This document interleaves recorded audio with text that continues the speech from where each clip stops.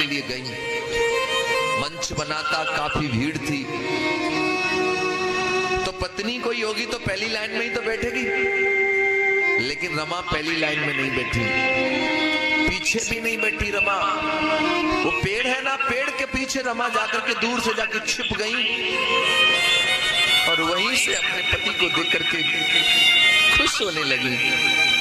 बाबा साहब का मंच पे सम्मान हो रहा है। बाबा साहब जब मंच में अपना भाषण दे रहे हैं तो बाबा साहब की आंखों ने अपनी पत्नी रमा को देख लिया। जब रमा को देख लिया तो बाबा साहब मंच से नीचे उतर के गए, जाकर के पास में पहुंचे तो देखा ऊपर से नीचे रमा। रमा के तन पे तो एक साड़ी नहीं है। रमा वो पगड़ी को, कपड़े को लपेट करके आई है।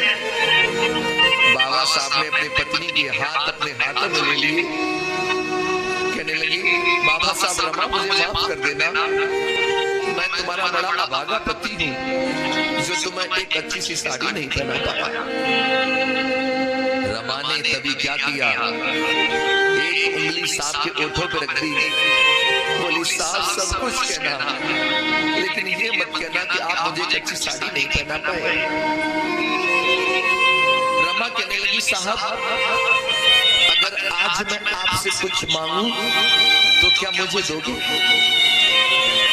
बाबा साहब कहने लगे, अरे रमा वैसे भी तूने मुझसे अब तक मांगा ही क्या है, मांगो रमा, क्या मांगना चाहती हो मांगो, आज जो तुम मांगोगी मैं वो तुम्हें दूंगा।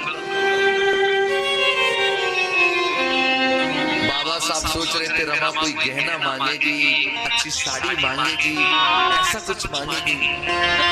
तब रमा ने कहा, साहब यदि आप मुझे कुछ देना चाहते हो तो मैं केवल इतना मांगना चाहती हूँ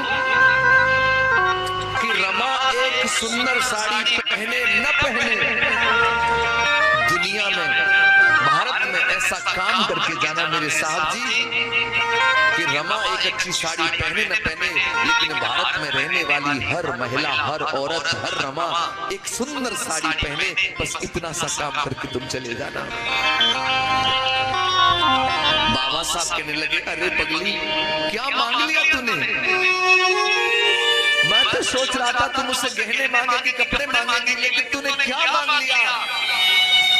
माताओं बहनों मैं तुम्हें यह कहना चाहता हूँ कि आज तुम्हारे तन पर जो सुंदर साड़ी दिखाई दे रही है, ये तब तुम्हारे तन पर एक सुंदर साड़ी है क्योंकि रमा ने कभी अच्छी साड़ियां नहीं पहन पाई, लेकिन बाबा साहब तुम्हें अच्छी साड़ियां पहनने का मौका दे गए। रमा